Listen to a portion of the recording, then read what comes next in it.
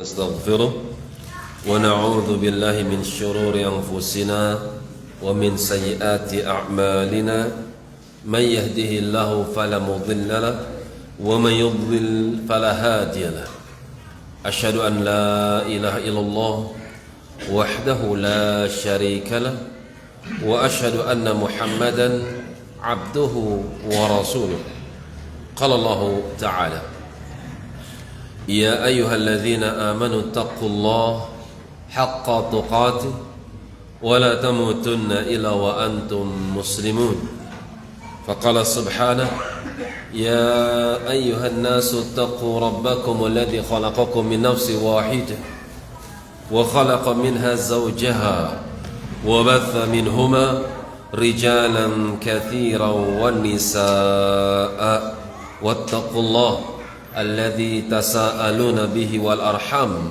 إن الله كان عليكم رقيبا فقال تعالى يا أيها الذين آمنوا اتقوا الله وقولوا قولا سديدا يصلح لكم أعمالكم ويغفر لكم ذنوبكم ومن يطع الله ورسوله فقد فاز فوزا عظيما أما بعد فإن أصدق الحديث كتاب الله وخير الهدي هدي محمد صلى الله عليه وسلم وشر الأمور محدثاتها وكل محدثات بدعة وكل بدعة ضلالة وكل ضلالة في النار ثم أما بعد أيها المسلمون إخواني الكرام rahimani wa rahimakumullah. Kembali kita melanjutkan pembacaan kitab nasihat tentang atau untuk para wanita. Masih di dalam bab yang pertama, al-hath 'ala al-ikhlas wal muhafadzah 'ala al-waqt. Anjuran supaya ikhlas dan menjaga waktu luang. Jadi ada dua bab di sini. Satu bab tapi dua judul. Anjuran untuk ikhlas dan menjaga waktu. Berkata penulis hafizahullah, qala al-Imam al-Bukhari rahimahullahu ta'ala, al-jild al-awwal safhah 35 wa 100 ma'al fathi, haddathana Abdullah ibn Maslamah. Kata penulis, telah bercerita atau berkata Imam al-Bukhari rahmatullah alaih, jilid yang pertama halaman 135. Demikian pula disebutkan dalam Al-Fath, maksudnya Fathul Bari, milik Imam Al-Hafidh Ahmad ibn Ali ibn Hajar Al-Asqalani rahmatullah alaih. Qala Al-Bukhari, haddathana Abdullah ibn Maslamah. Dalam kesempatan yang lain, Imam Bukhari meriwayatkan bukan dari Abdullah ibn Maslamah, tapi dari Abdullah ibn Zubair.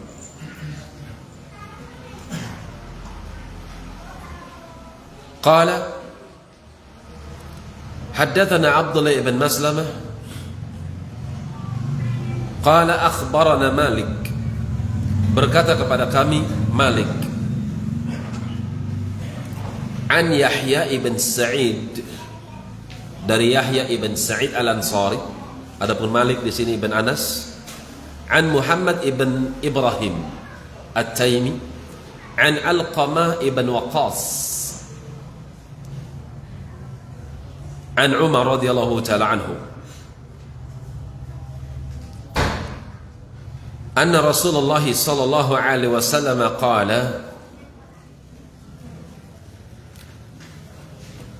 hadis yang sudah kita hafal, hadis yang sangat populer, cuman uniknya cuma Umar saja yang meriwayatkan.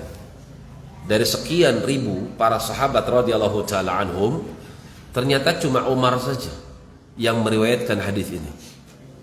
Dalam mustalah, dalam ilmu istilah, ilmu cabang hadis, apabila ada satu rawi yang meriwayatkan, maka disebut hadisnya hadis ahad, hadis yang dikeluarkan oleh satu orang sahabat saja, hadis yang diriwayatkan oleh satu orang sahabat saja, hadis ahad. Kalau dua namanya hadis aziz, diriwayatkan oleh 2 orang sahabat saja. Kalau 3 disebutnya hadis masyhur. Adapun hadis masyhur bisa dikatakan masyhur karena sahabat yang meriwayatkannya 3 atau lebih, atau hadis ini populer di tengah-tengah manusia sehingga menjadi hadis masyhur. Contoh, an-nadhafatu minal iman. An-nadhafah minal iman. Kebersihan itu bagian daripada iman. Ini hadis yang sebetulnya lemah, akan tapi populer. Sehingga hadis yang masyhur, hadis yang populer itu enggak mesti dia itu sahih.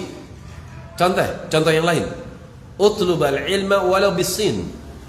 Tuntutlah ilmu meskipun harus ke Cina. Ini lafadznya la aslalahu.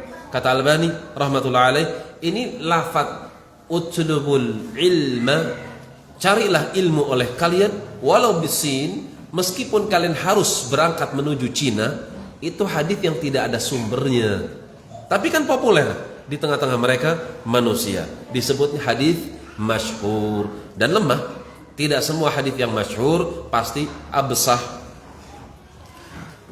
Kalau sudah 9 orang sahabat meriwayatkan satu hadis yang sama, maka disebut hadis mutawatir. Qala Umar, sami'tu Rasulullah alaihi salatu wassalam yaqul al-a'malu binniyat. Di sini lafadznya al-a'malu binniyah. Amal itu bergantung dengan niat. Adapun lafadz yang lain, misalnya dari riwayat Humaidi dari Sufyan, dari Yahya ibn Sa'id al-Ansari, sama dari Ibrahim at-Taimi, kemudian dari Alqamah, kemudian dari Umar, itu ada lafadz innama. Adapun dari Abdullah ibn Maslamah tidak ada lafadz innama. Adapun riwayat dari Humaidi ini ustadznya atau santrinya Asy-Syafi'i rahimahullahu taala, itu disebutkan lafadz innama. Dan kata innama itu kalimat yang lebih populer, lebih absah dibandingkan dengan lafadz yang dibawa oleh penulis ini, al-a'malu binniyat. Adapun yang paling absah adalah innamal a'malu binniyat. Kata niatnya pun jamak. Kalau di sini bentuknya tunggal, mufrad, niyat. Al-a'malu binniyat. Amal-amal itu bergantung dengan niat. Kalau ada innama, maka itu lebih spesifik lagi. Hanya saja, berarti selain ini bukan. Paham sampai sini? Kalau ada kata innama, berarti ini doang. Selain itu bukan, itu maknanya. Kalau dikatakan innamal mu'minun, yang mukmin itu berarti kayak gini doang. Kalau nggak kayak gini, bukan mukmin. Demikian. Innamal mu'minuna ikhwatun. Hanya saja orang-orang yang beriman itu pasti bersaudara. Berarti kalau bermusuhan bukan bagian daripada sifat orang beriman. Paham sampai sini? Innamal a'malu binniyat. Hanya saja amal itu bergantung dengan niat. Berarti yang nggak pakai niat bukan amal. Paham sampai sini? Itu makna innama. Jadi innama itu maknanya al-hasr. Maknanya pembatasan. Kalau diterjemahkan dalam sebagian buku terjemahan, innamal a'malu binniyat diartikan apa? Sesungguhnya. Padahal kurang tepat. Yang tepat itu hanya saja. Sungguh amal itu bergantung dengan niat. Kenapa diartikan hanya saja? Karena hanya saja itu kata yang menunjukkan pembatasan. Selain ini bukan, harus seperti ini. Itu maknanya. Jadi suatu amalan dikatakan dia adalah amalan harus pakai niat. Kalau tidak ada niat, maka dia bukan amal. Itu maknanya. Itu karena pentingnya mempelajari bahasa Arab sehingga seorang bisa mengetahui apa yang dimaksudkan oleh Allah dan Rasulnya. Hanya saja amal itu harus pakai niat, bergantung dengan niatannya. Walikulli imri'in ma nawa, dan masing-masing jiwa, masing-masing person dia akan mendapatkan apa yang dia niatkan. Kenapa kok harus pakai niat? Apa fungsi niat sebetulnya? Fungsi niat itu ada dua. Yang pertama, untuk membedakan satu ibadah dengan ibadah yang lain. Ada dua orang sholat, jumlah rakaatnya sama, di waktu yang sama, cuman beda. Kenapa beda? Yang satu tahiyatul masjid, yang satu sholat duha. Kita katakan dia sama-sama sholat, tapi beda pahalanya. Loh, kenapa kok beda pahalanya? Karena niatnya berbeda. Yang satu sholat sunnah, yang satu sholat wajib. Meskipun masbuk misalnya, ada masbuk sholat maghrib misalnya, atau masbuk sholat zuhur misalnya, atau masbuk sholat yang wajib. Yang satu ba'diyah, sama-sama sholat dia, tapi kita katakan beda pahalanya. Loh, kok bisa pahalanya beda? Yang satu wajib, yang satu sunnah. Jadi fungsi niat adalah untuk membedakan antara satu ibadah dengan ibadah yang lainnya. Sama-sama puasa, tapi pahalanya berbeda. Loh, kok bisa pahalanya berbeda? Yang satu mengqadha puasa Ramadan, wajib buat dia. Yang satu puasa Senin Kemis. Pahalanya sama atau tidak? Ya beda. Yang satu pahalanya lebih besar. Kenapa lebih besar? Karena qadha puasa wajib. Tentu yang wajib pahalanya lebih besar. Yang satu puasa sunnah, pahalanya tentu kalah dibandingkan dengan puasa sunnah. Sama-sama puasa, bentuknya sama, tapi pahalanya berbeda, namanya juga berbeda. Meskipun bentuknya sama, sama-sama puasa. Terus apa yang membedakan? An-niyah, niatannya. Ini yang pertama. Fungsi niat adalah untuk membedakan antara satu ibadah dengan ibadah yang lain. Yang ini sunnah, yang ini wajib, semua dibedakan dengan niatan si pelaku pelaksanaan dari amal tersebut. Yang kedua, fungsi niat itu untuk membedakan mana kebiasaan dan mana ibadah. Mana ibadah, mana adat. Mana ibadat, mana adat. Contoh mandi. Mandi apa hukum asal mandi? Hukum asal mandi itu tabiat manusia. Kapan dia butuh sesuatu dari bentuk kesegaran tubuh, maka dia mandi. Berpahala atau tidak? Tidak ada pahalanya. Tapi kalau dia niatkan untuk mandi, niatan mandi untuk menggugurkan junubnya, maka mandi jadi ibadah. Kan gitu. Mandi ketika itu wajib hukumnya. Mana yang membedakan? Sama-sama mandi kok. Dia basahi tubuhnya, dia guyur dengan air, sama-sama mandi. Tapi yang satu wajib, yang satu mubah. Kok bisa berbeda? Namanya niat. Ini dinasihati sama Syekh Ibnu Utsaimin rahimahullahu taala. Ibadatu ahli al-ghaflah, ibadatu ahli al-ghaflah ada.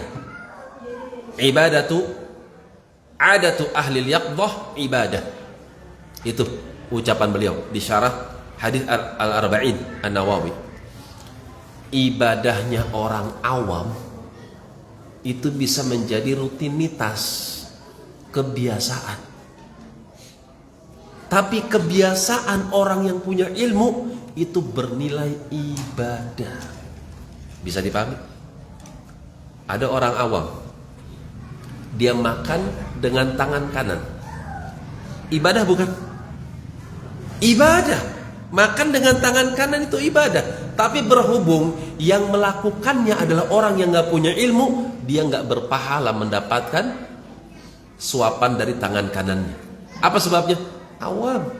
Gak mikir dia makan tangan kanan, tangan kiri. Awam, gak punya ilmu. Tapi orang yang punya ilmu, kebiasaan kesehariannya itu akan menjadi ibadah. Kenapa makan tangan kanan? Sadar dia, tangan kiri haram, gak boleh. Dengan penuh kesadaran dia makan dengan tangan kanan, mengikuti sunnah Nabi. Pahala bukan? Pahala. Contoh kecil yang lain. Tadi sore ngantuk ba'dal asar. berhubung Kamis pekan 2 ada kajian, ana ngopi. Kenapa ngopi? Supaya nanti kalau kajian gak ngantuk, dia minum kopi. Selama dia minum kopi dengan tujuan supaya gak ngantuk kalau ta'lim, selama dia ngopi terhitung pahala. Simpel kan jadi orang yang punya ilmu? Segala sesuatu kalau sudah dipoles dengan ilmu itu akan berbuah pahala. Karena itu beliau Imam Ibnu Utsaimin rahimahullahu taala memberikan peringatan buat kita, hendaknya kita mawas diri.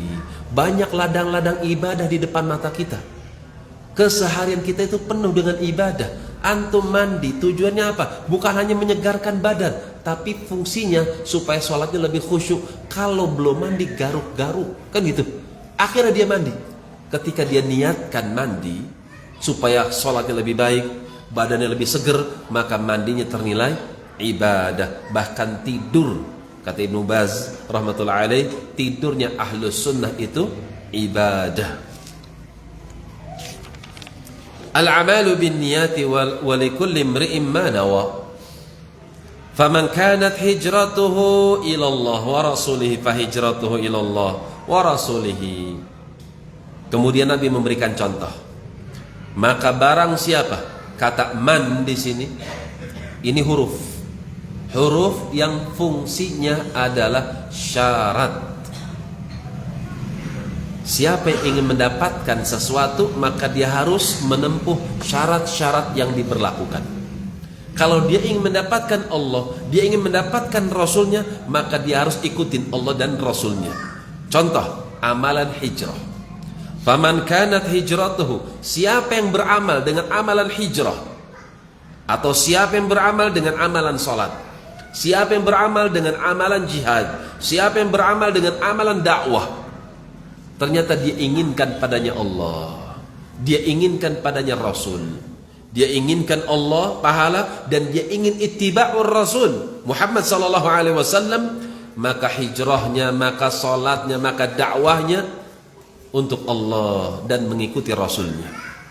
Wa man kanat hijratul lidunya yusibuha, maka siapa yang hijrahnya, siapa yang dakwahnya, siapa yang ibadahnya hanya untuk mendapatkan dunia, yusibuha, bagian daripada dunia yang dia inginkan, awimra'atin yatazawwajaha, atau dia inginkan wanita yang dia ingin pinang, fa hijratuhu ila ma hajara ilaihi, maka hijrahnya bergantung dengan apa yang dia inginkan padanya.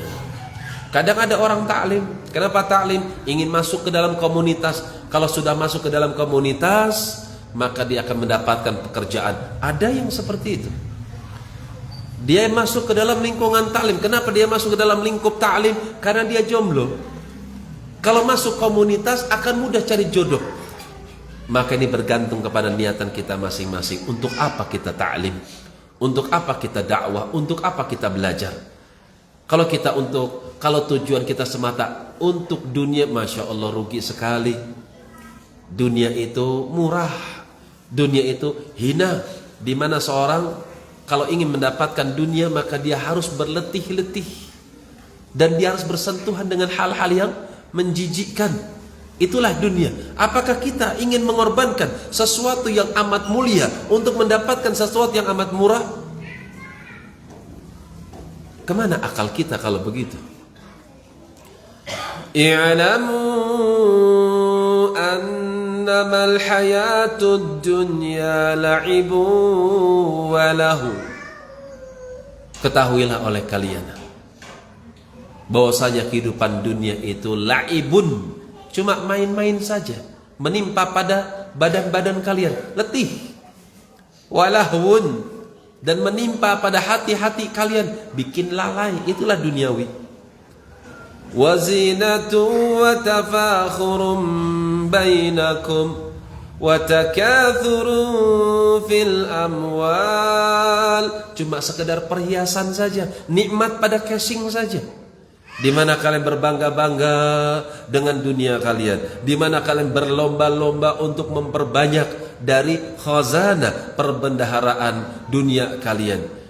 كمثل غيث أعجب الكفار نباته ثم يهيج فتراه مصفرا ثم يكون حطاما. Perumpamaan dunia itu seperti air hujan yang kemudian bercampur dengan tanah, kemudian tanah itu menumbuhkan tumbuh-tumbuhan sehingga para petani pun menjadi takjub karenanya. Dalam ayat sebetulnya ada ya di sini.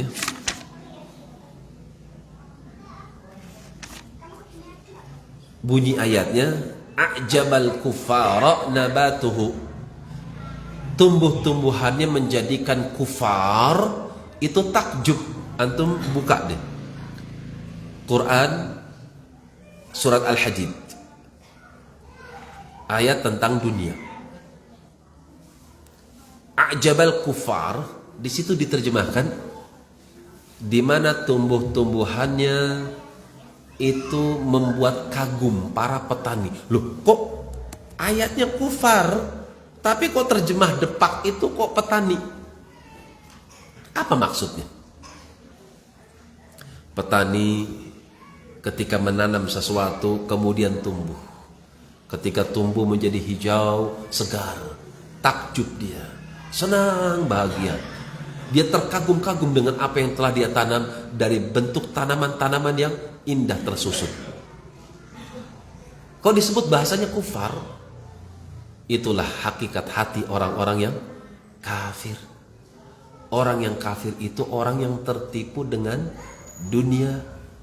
Ini ada isyarat dalam ayat ini. Yang tertipu dengan dunia itu orang yang kafir pada asalnya. Antum jangan ikut-ikutan, itu nasihatnya. Mereka terkagum-kagum sampai lupa diri, itu kufar. Antum kan mukmin. Antum diajarkan tawakal. Antum diajarkan untuk sabar. Kenapa tawakal? Kenapa sabar? Untuk mendapatkan sesuatu yang ada di sisinya. Antum punya iman. Kenapa dunia yang menipu ini? Kok antum bisa-bisanya menggadaikan keimanan antum untuk mendapatkan dunia yang hina ini? Allahul musta'an. La'ibun walahwun. Itulah sifat dunia. Bikin capek, meletihkan, dan juga melalaikan. Orang ingin mendapatkan dunia, maka dia harus bercapek-capek. Ingin masuk ke arena permainan, antri nggak? Antri. Capek nggak? Capek. Menuju lokasi macet nggak? Macet. Panas. Itulah dunia. Dia harus berletih-letih. Belum lagi hal-hal yang menjijikkan. Antum makan sesuatu, sate, nikmat. Antum makan sesuatu, nasi kebuli misalnya, nikmat. Makan daging, nikmat bukan? Nikmat. Coba antum bayangkan ketika antum masukkan ke dalam mulut antum, makanan tersebut antum punya, antum bisa ngebayangin bentuknya seperti apa itu? Hah? Sate masuk, nasi masuk, sambal masuk, antum giling pakai mulut antum tuh bentuknya kayak gimana? Coba jatuh dari mulut antum. Nah itu dunia. Nikmat tapi jijik, ya enggak? Jijik ya tapi nikmat. Lah itulah dunia. Andai manusia nggak butuh makan, niscaya mereka nggak akan makan. Kenapa? Jijik, digiling pakai mulutnya, bentuknya naudzubillah, tapi enak ya. Lah itulah duniawi. Karena itu jangan tertipu dengan hal-hal yang menjijikkan. Wa inni usi nafsi wa iyakunna bitaqwallah. Dan sungguh aku di sini, kata penulis, menasihati diriku sendiri dan juga antunna, wahai para akhwat secara khusus dan para aba secara umum, untuk bertakwa pada Allah Subhanahu wa ta'ala. Fis sirri wal alan, apakah sifatnya sembunyi ataupun sifatnya terang-terangan. Bertakwa kepada Allah ketika terang-terangan itu lebih mudah dibandingkan bertakwa kepada Allah ketika sedang sendirian. Kenapa demikian? Ada unsur malu kepada makhluk. Contoh, main HP di depan teman, pasti buka yang bagus-bagus, buka YouTube yang bagus-bagus, berfaedah, baca berita yang positif-positif. Kenapa? Nggak enak ada temennya, kan gitu. Tapi kalau sendiri di kamarnya, kadang kebablasan, cakep juga tuh, montok juga tuh, mampir sebentar.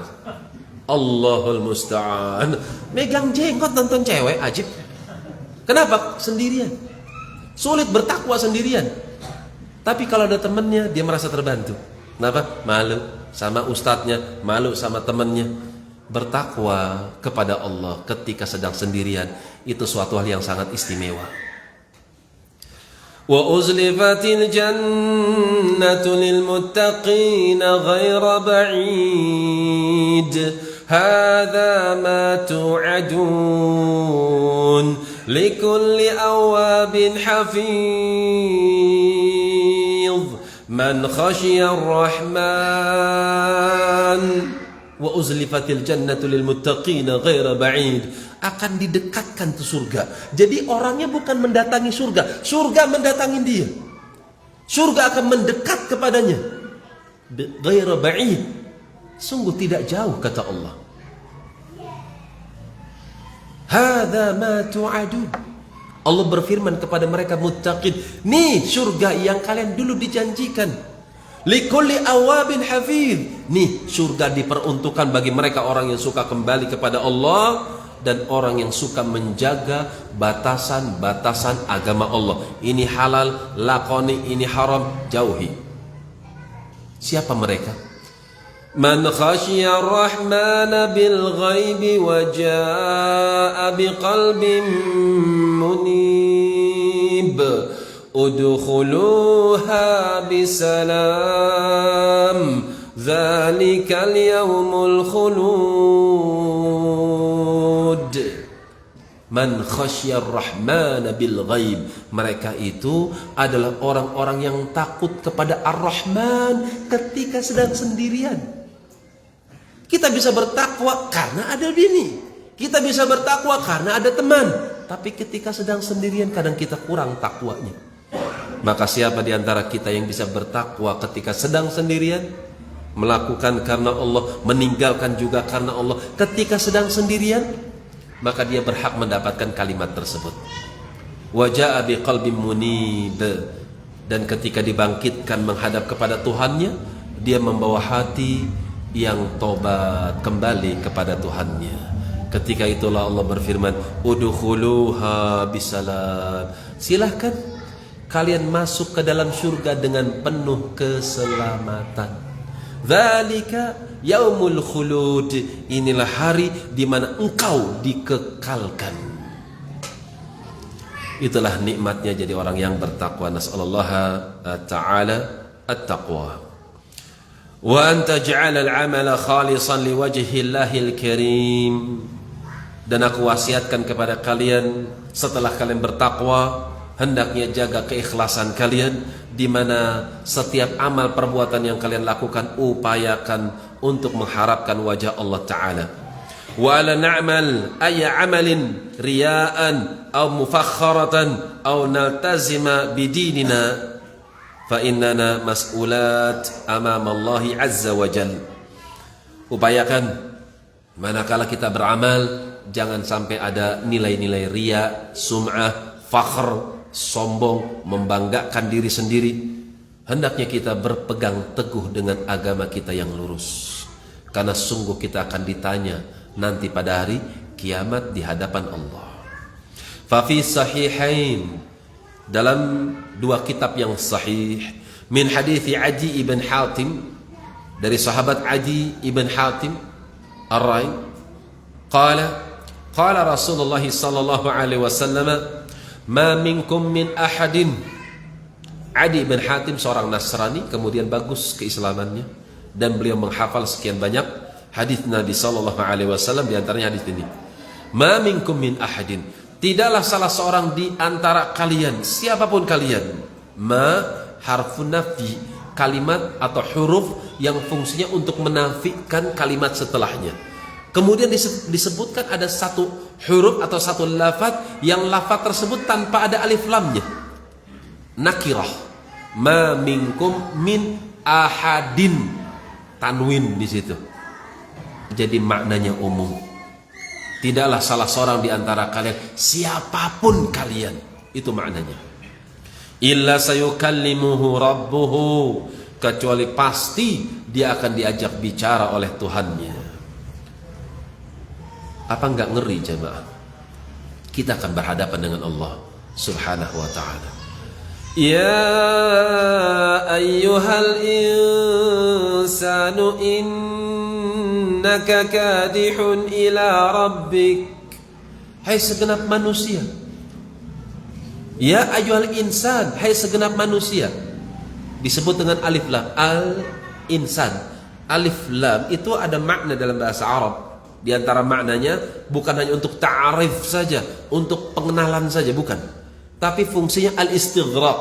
Al-istighraq makna yang menyeluruh dari makna yang terkandung pada lafaz. Lafaznya insan berarti seluruh insan, itu maknanya.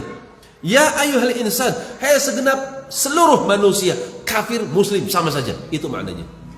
Innaka kadihun, sungguh kalian itu sedang kadih, bekerja, beramal, berkarya ila rabbik, menuju Tuhan kalian. Hai manusia, kadhan, betul-betul kalian bekerja, berkarya, beramal menuju Tuhan kalian. Famulaqihi, kelak kalian akan melihat Tuhan kalian. Di sini disebutkan kalian akan diajak bicara.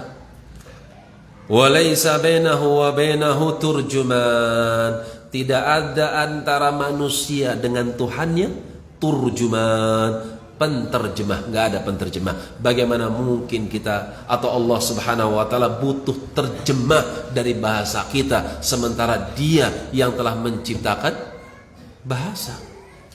Wa min ayatihi khalqus samawati wal ard wa ikhtilafu alsinatikum wa alwanikum inna fi dzalika laayat.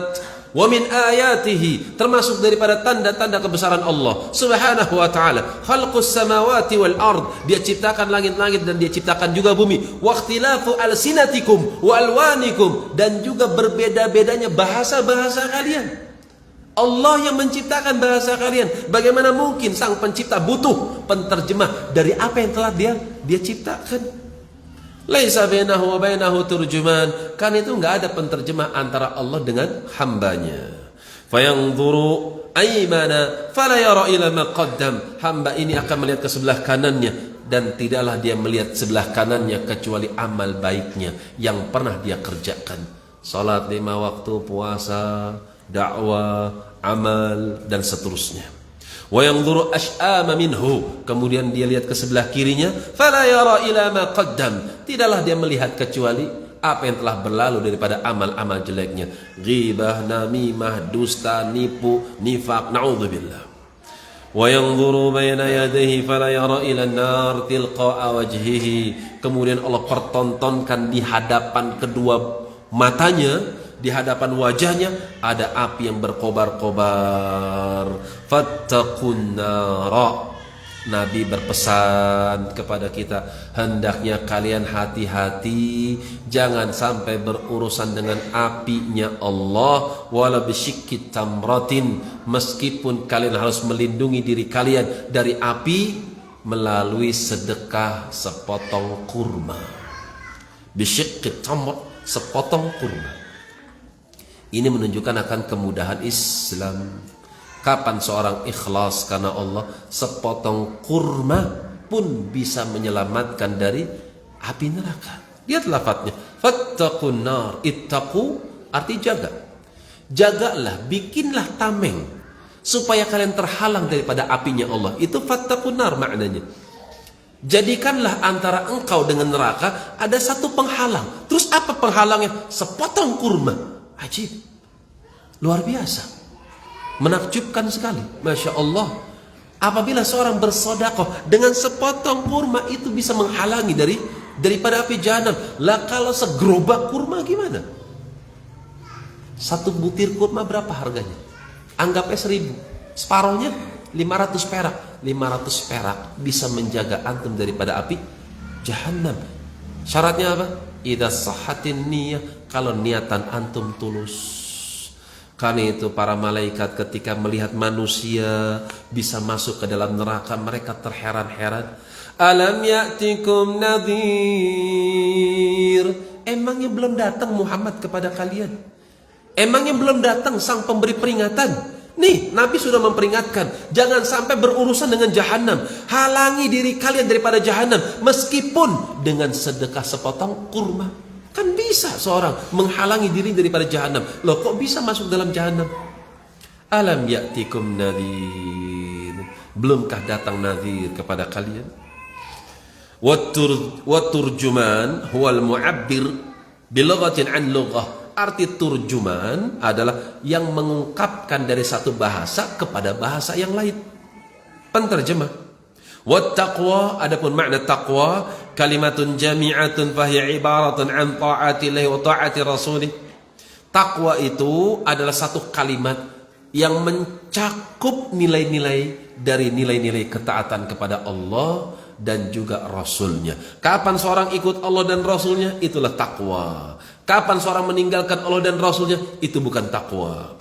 Wallahu azza wa jal lam yakhluqna abathan. Dan perlu kita ketahui bahwasanya kita diciptakan sama Allah bukan karena hal yang sifatnya sia-sia. Diciptakan, ditelantarkan, nggak ada pahala, nggak ada azab, nggak seperti itu. Akan tapi ada tujuan yang mulia.